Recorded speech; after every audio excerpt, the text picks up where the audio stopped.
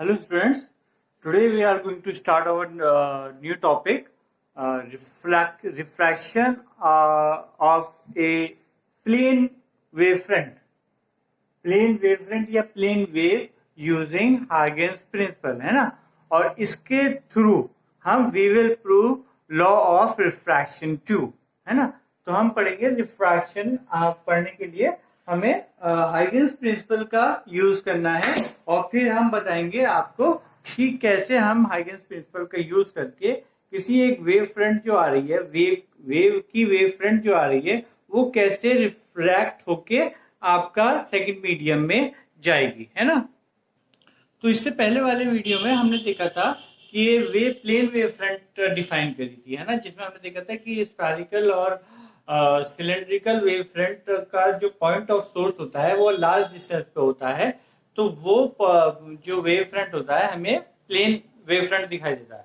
तो सपोज कीजिए ये आपका प्लेन वेव फ्रंट है ना, प्लेन वेव फ्रंट आपका आ रहा है और ये आपका मीडियम 1 है, ये मीडियम 2 है ना, और ये आपका लेवल है जहां मीडियम चेंज हो रहा है, ये पोजीशन है जहां पे मीडियम चेंज हो रहा है। अब सपोज कीजिए ये आपकी वेव फ्रंट आ रहा है, ये प्लेन वेव फ्रंट है, देखिए प्लेन वेव फ्रंट है, ये प्लेन फ्रंट इस तरह से आपका आ रहा है ना, ये आ रहा है। जब ये आपका इससे टकराएगा, ये इसको फोल्ड कर लेते हैं क्योंकि ये इससे बड़ा हो रहा है, फिगर से बड़ा हो रहा है ना, तो इसको फोल्ड कर लेते हैं। तो ये फोल्ड करने के बाद आप देखो ऐसे कर दो, अब ये फिगर इसके बिल्कुल बराबर आ गया है ना। अब ये वेव फ्रंट आपका ऐसे आ रहा है, ऐसे आ रहा है, देखिए ये इस पॉइंट पे, ये वाला पॉइंट जो है सबसे पहले आपका मीडियम जो चेंज हो रहा है वहां पे स्ट्राइक करेगा। ये वेव फ्रंट आ रहा था, ये वाला पॉइंट देखिए इसका, ये वाला पॉइंट जो है ये वाला इस पे टच कर रहा है सबसे पहले, है ना, तो ये सबसे पहले एंटर करेगा उसके बाद, है ना। उसके बाद ये वेव फ्रंट आगे बढ़ती जाएगी और फिर ये वाला पॉइंट आपका यहां पर आके टच हो रहा है। ये चीज समझ में आ गई आपको। अब आप ये देखिए, अब इसमें क्योंकि मीडियम चेंज हो रहा है तो आप ये लगाइए, ये आपका अगर इंसिडेंट एंगल है ना, तो जब रेयर से डेंसर मीडियम में जाएगी तो आपकी रेज जो है वो टुवर्ड्स नॉर्मल बेंड हो जाएगी। ये चीज क्लियर हो गई। तो ये आपका आर जो है आई से छोटा हो गया, आई से छोटा हो जाएगा। तो अब देखिए इसका असर क्या पड़ेगा, प्लस आपका जब मीडियम चेंज करता है तो आपकी वेलोसिटी क्या हो जाती है, डिक्रीज हो जाती है। ये भी आपने देखा होगा, अगर ये हम एयर माने और ये कुछ और मीडियम है तो आपकी एयर से किसी मीडियम में अगर लाइट जाएगी तो उसकी स्पीड कम हो जाती है ना। वो रिफ्रैक्टिव इंडेक्स डिफाइन करता है उसका, कितनी कम हो जाती, कितना रेशियो हो जाता है, वो आपका उसका रिफ्रैक्टिव इंडेक्स कहलाता है। वो भी आगे है, एक बार और समझा देंगे। वैसे वो बियॉन्ड दिस पॉइंट है लेकिन फिर भी समझा देंगे, वो 10th में आता है, अभी दोबारा समझ लीजिएगा। अब देखिए बेटा, हम लेते हैं टाइम टाउ, टाउ टाइम में देखते हैं कि ये पॉइंट आपका टाउ टाइम में कितनी दूरी तक जाता है ना, क्योंकि अब हाइगेन्स प्रिंसिपल का यूज आता है। हम इस पॉइंट को एक पॉइंट सोर्स मानेंगे क्योंकि एक वेव फ्रंट पे हर पॉइंट एक पॉइंट सोर्स की तरह बिहेव करता है, तो हम यहाँ पे भी पॉइंट सोर्स की तरह बिहेव इसका बिहेवियर मानेंगे और मानेंगे कि यहाँ से ये अपना जो है स्फेरिकल, इस तरह से ये आपका स्फेरिकल वेव फ्रंट जनरेट कर रहा है। ये बात समझ में आ गया। तो सपोज कीजिए टाउ टाइम में v2 वेलोसिटी इसकी हो जाती है, इस मीडियम में v2 वेलोसिटी है, तो टाउ टाइम में कितनी ये रेडियस बना पाएगा, अपनी ये रेडियस बना पाएगा टाउ टाइम में आपकी ए कितना हुआ, v2 टाउ, है ना। v2 टाउ कैसा है, क्योंकि speed is equal to distance upon time, तो डिस्टेंस कितना होगा, डिस्टेंस होगा स्पीड इनटू टाइम, टाइम आपने एक टाउ ले लिया, है ना। ये बात समझ में आ गई। तो टाउ टाइम में ये यहाँ इतनी रेडियस बना पाएगा, इसकी कितनी है, v2 टाउ, क्लियर हो गया। अब उसी टाइम में आप देखोगे ये कितना मूव कर पाएगा। सपोज कीजिए ये आपका v1 वेलोसिटी से था तो ये आपका यहां पर आ पाएगा, ये यहाँ पे क्यों मान रहे हैं? क्योंकि आपका सपोज कीजिए जब ये यहाँ पर आया तो उस टाइम ये यहाँ पे अगर टकराएगा, जो हमने ये वेव फ्रंट बनाई ये इसी लॉजिक से बनाई है। सपोज कीजिए आपका ये देखिए, आपको डिटेल में समझाते हैं जो एनसीईआरटी में नहीं दिया हुआ है, लेकिन एनसीईआरटी में बेस सब कुछ बहुत अच्छा डायग्राम और ये सब समझा रखा है ना। अब देखिए कोई एक बीच का पॉइंट लीजिए, बीच का पॉइंट आपने ये ले लिया, एक रे ये भी आ रही होगी बीच में, क्योंकि वेव फ्रंट है, वेव फ्रंट में आप ये भी रे मान सकते हो, ये भी मान सकते हो, ये भी मान सकते हो, सारी रेज ही आ रही है ना, परपेंडिकुलर कुछ भी आप एक रे मान सकते हो। तो आप एक रे ये मान लीजिए ये, अब ये पहले टकरा गया, उसके बाद ये पॉइंट टकराएगा, फिर ये वाली रे टकराएगी, फिर ये वाली रे टकराएगी, है ना। अब जब ये पॉइंट है यहां से स्फेरिकल वेव फ्रंट निकलेंगे, ये पॉइंट है यहां से स्फेरिकल वेव फ्रंट निकलेंगे, है ना। तो सारे वेव फ्रंट का जब हम टेंजेंट लेंगे, है ना, टी टाइम के बाद सारी वेव फ्रंट का टेंजेंट लिया तो हमारा ये इस तरीके से आता है। क्लियर? तो यहाँ पे ये समझ लिए ये आपका टाउ टाइम में ये शुरुआत ही कर रहा है, इसका मतलब यहाँ पे टेंजेंट होगा, क्योंकि शुरुआत कर रहा है ना। तो यहाँ पे पॉइंट अभी मतलब ये एक छोटा सा स्फेरिकल बना, बहुत पॉइंट टाइप का, है ना। तो ये आपका स्टार्ट कर रहा है, तो इसका नॉर्मल यहीं पे हो गया इसी पॉइंट पे, तो ये नॉर्मल और ये नॉर्मल आप मिला दोगे, ठीक है। तो इसका मतलब ये आपका नया वेव फ्रंट आएगा। अब ये वेव फ्रंट आपने देखा ये थोड़ा सा जैसे सीधा आ रहा था, अब ये सीधा ना आके, क्योंकि ये इसकी पैरेलल लाइन लो अगर, तो वो कहीं यहाँ पे आ रही है, तो इसका मतलब ये थोड़ा सा ये वाली साइड आपकी आगे को हो गई और ये वाली साइड थोड़ी पीछे को हो गई इसकी, है ना। तो क्योंकि अगर ये देखो ऐसे आता, सीधा सीधा सीधा आता, तो ये ऐसा बन रहा होता, ऐसे बनना होता, है ना। अब ये वाली डिस्टेंस जो है ये आपकी एक्स्ट्रा डिस्टेंस चला, ये वाला पॉइंट। ये बात क्लियर हो गई आपकी? एक्स्ट्रा डिस्टेंस क्यों चला? क्योंकि इसकी स्पीड यहाँ पे ज्यादा है, इसकी स्पीड ज्यादा है, इसलिए ये यहाँ इतना एक्स्ट्रा डिस्टेंस चला। ये क्लियर हो गया आपको? अब देखिए हम, ये आपको टाइम तो टाउ ही था, तो इसका मतलब यहां से यहां तक कितना डिस्टेंस ट्रेवल हुआ? v1 tau. तो हमने BC को ले लिया v1 टाउ, BC हमारा v1 टाउ हो गया। अब हम ट्रायंगल लेते हैं ABC ट्रायंगल। ABC ट्रायंगल में देखेंगे ये आपका I है, देखिए I है यहाँ पे इंसिडेंट एंगल, और आपका ये रिफ्रैक्टेड एंगल है। तो हम आपको प्रूव करेंगे कि आपका ये वाला भी आपका I होगा, है ना। वो कैसे प्रूव करेंगे? उसको प्रूव करने के लिए आप देखिए ये वाला एंगल आपका कितना होगा? 90, है ना, क्योंकि रे और वेव फ्रंट में 90 डिग्री का एंगल होता है। ये 90 डिग्री है, तो और ये I है, तो इतना कितना हुआ? ये वाला 90 माइनस I, ये 90 माइनस I है। अब ये वाला भी नॉर्मल है, क्योंकि ये नॉर्मल है, तो ये 90 है, और ये 90 माइनस I है, तो ये कितना होगा?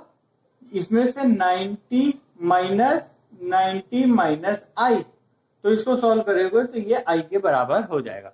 तो ये वाला एंगल आपका हो गया I के बराबर। क्लियर? तो साइन I कितना हुआ? Opposite upon hypotenuse. तो अपोजिट क्या है? v1 tau upon AC, BC upon AC। BC आपने ले लिया v1 टाउ, और AC लिखे रहने दिया। नेक्स्ट AEC ट्रायंगल देखें, AEC ये वाला ट्रायंगल देखिए, ये वाला एंगल आपका R था, है ना, ये आपका 90 है, तो ये वाला कितना हुआ? ये वाला एंगल 90 माइनस R हो गया, ये 90 ये R, ये 90 माइनस R। अब ये बड़ा वाला ट्रायंगल ले लिए जिसमें ये एंगल आ रहा है, ये 90 माइनस R, तो ये भी ये कितना होगा? ये वाला एंगल होगा आपका 90 माइनस R, ये कितने बराबर हो गया? R। तो ये एंगल आपका R बैठ गया। अब इस ट्रायंगल में आप साइन R ले लीजिए। साइन R कितना लोगे? AE upon opposite upon hypotenuse. Hypotenuse आपका AC है और अपोजिट AE है, तो ए ई अपॉन ए सी, ए ई आपने वी टू टाउ ले लिया तो v two tau upon a c. अब आपको साइन आई अपॉन साइन आर डिवाइड कर दीजिए, तो ए सी से ए सी कैंसिल हो जाएगा, टाउ से टाउ कैंसिल हो जाएगा, तो we one upon we two आपका ये आ गया। ठीक है, साइन आई अपॉन साइन आर। अब आपको रिफ्रैक्टिव इंडेक्स कैसे डिफाइन होता है? रिफ्रैक्टिव इंडेक्स डिफाइन होता है किसी चीज का ratio of speed in vacuum upon ratio of speed of light in that medium, वो उसका रिफ्रैक्टिव इंडेक्स डिफाइन होता है। तो इसका मतलब फर्स्ट जो मीडियम है उसका रिफ्रैक्टिव इंडेक्स कितना होगा? Refractive index of speed of light in vacuum upon speed of light in that medium, तो सी अपॉन वी वन। सिमिलरली इसका रिफ्रैक्टिव इंडेक्स कितना कैसा हुआ? सी अपॉन वी टू, है ना। अब इसको डिवाइड कर दीजिए, eta two upon eta one कितना होगा? C upon we two upon C upon V one. इसको सॉल्व करोगे तो we one upon we two आ जाएगा, और V one upon we two क्या है आपका? V one upon we two आपका साइन आई अपॉन साइन आर होता है। ठीक है, अब इस वाले बीच वाले को भूल जाइए, तो ये आप क्रॉस मल्टीप्लाई कर दीजिए। क्रॉस मल्टीप्लाई करने के बाद eta one sine i is equal to eta two sine r, जो आपका स्नेल्स लॉ ऑफ रिफ्रैक्शन होता है। तो हमने इससे स्नेल्स लॉ ऑफ रिफ्रैक्शन अपना प्रूव कर दिया। ठीक है बेटा, ये चीज समझ में आएगी, स्नेल्स लॉ ऑफ रिफ्रैक्शन हमने प्रूव कर दिया। अब देखिए, सपोज कीजिए ये वाली लेंथ आपकी कितनी है? 1 लैम्डा है, एक 1 लैम्डा है, और ये वाली ये लैम्डा 1 ले लीजिए, और ये वाली लेंथ है आपकी लैम्डा 2। ठीक है, तो लैम्डा 1 अपॉन लैम्डा 2 कितना होगा? बीसी अपॉन ए, बीसी अपॉन ए, इन दोनों का साइड का रेशियो। और बीसी अपॉन ए, हम बीसी अपॉन ए डिवाइड करके कितना आता है? V1 upon V2, V1 upon V2, है ना। अब इसमें ये बीच वाली चीज भूल जाइए, जब बीच वाली चीज हटा देंगे तो इसको आप V1 इसको नीचे ले जाइए, V1 upon lambda 1 is equal to V2 upon lambda 2, है ना। और V1 अपॉन लैम्डा 1 कितना होता है? ये होता है फ्रीक्वेंसी, है ना, क्योंकि आपको पता है C is equal to f lambda होता है। C मतलब C तो लाइट के लिए होता है, तो V ले लीजिए, V is equal to f lambda, है ना। तो V1 upon V upon lambda कितना हो गया? वो आपका हो गया F के बराबर। ठीक है, तो ये आपका F लिख दो, ये V ऐसे न्यू लिख देते हैं इसको, तो न्यू वन, ये न्यू वन हो गया, ये न्यू टू हो गया। इसका मतलब फ्रीक्वेंसी आपकी सेम रहती है, और ये आपका जो है वेलोसिटी और वेवलेंथ, ये आपकी दोनों साथ घटती हैं और दोनों साथ बढ़ती हैं, है ना।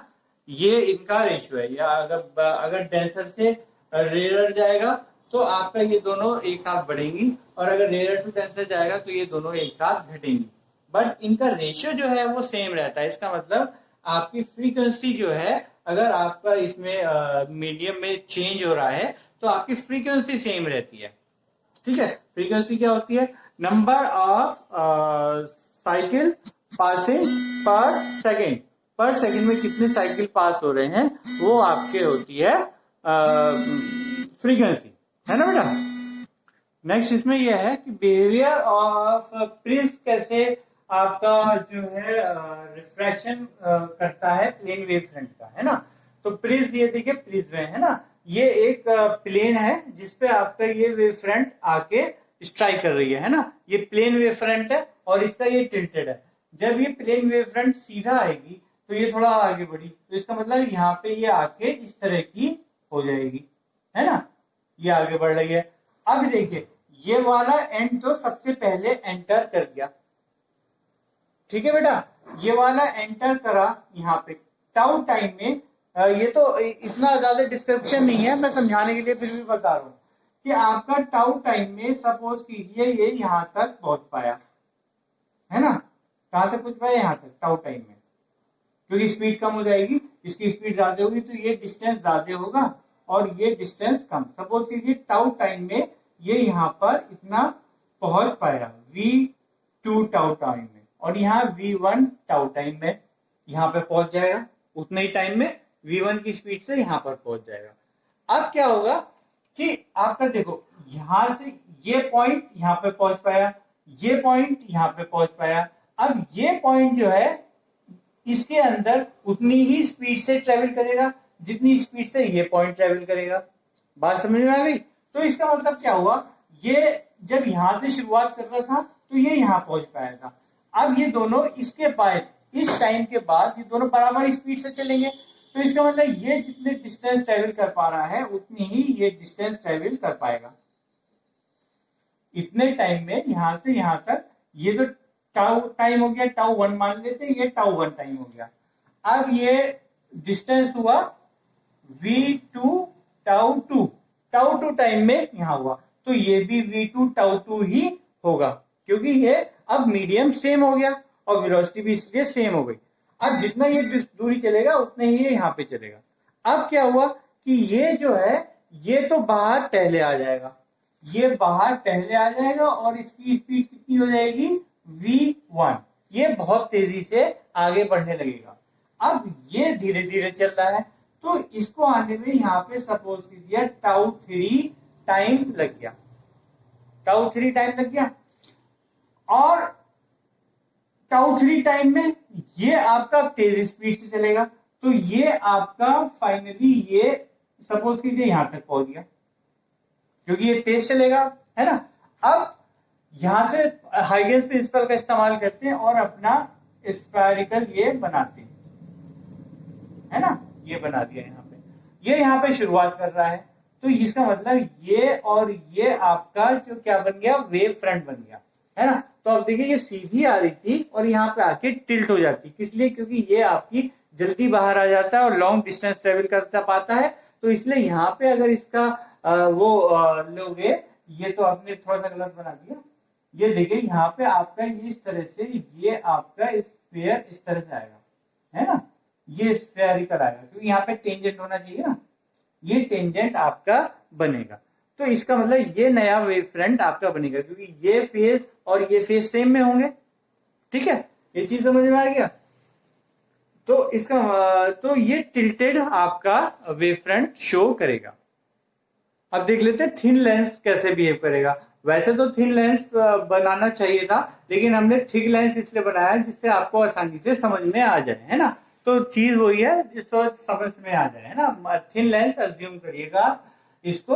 अभी देखिए ये वेव फ्रंट आई, यहाँ पे आपके ये थोड़े टाइम बाद ये आपकी यहाँ पर आ गई, है ना। अब ये वाला पॉइंट सबसे पहले एंटर कर जाएगा अंदर, है ना, और ये वाले पॉइंट आपके ये वाली रेस बाद में एंटर करेंगी, ठीक है। जब ये एंटर करा तो इसकी स्पीड क्या हो गई, कम हो गई, इसकी स्पीड कम हो गई। तो टाउ टाइम में बिल्कुल वैसे ही जैसे प्रिज्म में समझाया था, ये आपका टाउ टाइम में टाउ 1, ये आपका टाउ 1, तो ये आपका यहाँ पे टाउ 1 टाइम में यहां से यहां गया, तो ये आपका बहुत थोड़ा डिस्टेंस, इससे छोटा डिस्टेंस ट्रेवल करेगा टाउ 1 टाइम में, ठीक है। अब जब ये अंदर, ये भी अंदर आ गए, अब दोनों सेम स्पीड से ट्रेवल करेंगे, मतलब ये जितना डिस्टेंस ट्रेवल करेगा उतना ही यहां से ये डिस्टेंस ट्रेवल करेगा, ठीक है, ये भी इतना ही डिस्टेंस ट्रेवल करेगा यहाँ पे। अब ये तो बाहर आने के एकदम आने को तैयार है और ये अभी अंदर ही है, तो इसका मतलब ये बाहर आके तेजी से स्पीड पकड़ लेंगे, ये बाहर जल्दी आ गए और इतने टाइम में जो ये आपका टाउ 3 टाइम है, ये आपका टाउ 2 टाइम समझ लीजिए, टाउ 2 यहां से यहां तक और ये टाउ 2 है ना। अब टाउ 3 टाइम में ये तो यहां तक आ गया और ये सिर्फ यहां पर आ पाएगा टाउ 3 टाइम में। तो अब वेव फ्रंट कैसे बनेगी, अब वेव फ्रंट क्योंकि ये पॉइंट आपका सेम फेज में होंगे, तो इन सबको ज्वाइन कर दो तो नई वेव फ्रंट आपकी इस तरह की स्फेरिकल वेव फ्रंट बनेगी, ठीक है बेटा। तो इसमें कॉनकेव मिरर में कैसे होगा, कॉनकेव मिरर में देखिए ये वेव फ्रंट आता चला जाएगा, है ना। ये वेव फ्रंट जब यहाँ पे आ जाएगा तो देखिए ये वेव फ्रंट यहाँ पे आ गया। अब ये वाले पॉइंट जो है जल्दी रिफ्लेक्ट हो जाएंगे क्योंकि ये पैरेलल आ रहे हैं, तो कहां से पास होंगे, फोकस से पास होते जाएंगे। ठीक है, फोकस से पास होके जाएंगे। अब ये देखिएगा कि यहाँ पे इस पॉइंट पे सबका फेस सेम है, ये वापस लौटने लगे, है ना। और ये जो सेंटर वाली रेज आ रही है ये यहीं तक पहुंची और ये वापस भी लौटने लगे, है ना। तो इसका मतलब इसको ये दूरी जो है एक्स्ट्रा कवर करनी पड़ेगी जाने और आने में, तब जाके ये वाला पॉइंट यहाँ पे आपका रिफ्लेक्ट होके ये एक्स्ट्रा दूरी, ये आपका पॉइंट यहाँ पे आया और यहाँ से रिफ्लेक्ट होके ये भी इधर की तरफ आएगा और इस वेव फ्रंट में ये पॉइंट भी इधर की तरफ आएगा, ये पॉइंट भी रिफ्लेक्ट होने के बाद ये भी इधर की तरफ आएगा, है ना। सॉरी, रिफ्लेक्ट होने के बाद आएगा, रिफ्लेक्ट होने के बाद ये भी इधर की तरफ आएगा, है ना, ये भी इधर की तरफ आएगा। सिमिलरली ये भी फोकस से पैरेलल आ रही है, फोकस पे जाएगी। इसका मतलब क्या हुआ कि आपका ये जो है टकराने के बाद सारी की सारी आपकी फोकस पे कंसंट्रेट हो जाएंगी, है ना, फोकस पे कंसंट्रेट। तो देखिए ये पॉइंट जो है इतनी दूरी एक्स्ट्रा कवर करनी पड़ रही है इसको इनके साथ आने में। तो अब ये तो वापस जल्दी, सपोज कीजिए ये आपका T1 टाइम में ये स्ट्राइक करा, तो ये यहाँ पे कितना होगा, या T1 टाइम पे ये यहाँ पे है, ये यहाँ पे है, सबकी पोजीशन पता चल गई। अब T2 टाइम में, T2 टाइम कौन सा है, ये वाला टाइम, ये T2 टाइम है जो इसे टाइम यहाँ से यहाँ तक लगा, तो ये यहाँ से यहाँ तक पहुंच जाएगा, इतना डिस्टेंस, इतना ये वापस आ जाएगा। तो यहाँ से वहां पर आने में कितना टाइम लगा, T2, और ये तब ये यहाँ पे पहुंच जाएगा और ये वाला वापस यहाँ पे पहुंच जाएगा T2 टाइम पे, T2 टाइम पे, है ना। तो अब वेव फ्रंट किस तरह का बनेगा, वेव फ्रंट आपका अब ये देखिए इस तरह से स्फेरिकल वेव फ्रंट बन जाएगा, है ना। और टाइम में जब ये वापस आकर यहाँ आ जाएगा तो ये पॉइंट आपका सपोज कीजिए यहाँ पे आ गया और ये पॉइंट यहाँ पे आ जाएगा, ये पॉइंट यहाँ पे आ जाएगा। इसका मतलब ये सब देखिए ये डिस्टेंस जल्दी ट्रेवल कर रहा है और ये दूर में कर रहा है, तो फाइनल ये देखिए स्फेरिकल फॉर्म में आ रही ना। और स्फेरिकल फॉर्म में जब ये एक साथ अब ये मर्ज होती चली जाएगी तो एक ये यहाँ पे एक पॉइंट सोर्स बनाएगी, है ना। अब जब ये पॉइंट सोर्स बना दिया तो अब इसके बाद जो वेव फ्रंट होगी वो आपकी स्फेरिकल अज्यूम करी जाएगी, क्योंकि पॉइंट सोर्स आपका स्फेरिकल वेव फ्रंट बनाता है ना। तो वेव फ्रंट बनाना आपके लिए डिफिकल्ट नहीं है, बहुत इजी है। इसी तरीके से समझ के आप किसी भी तरह का वेव फ्रंट बना सकते हो। I hope you understand. Thank you and have a nice day.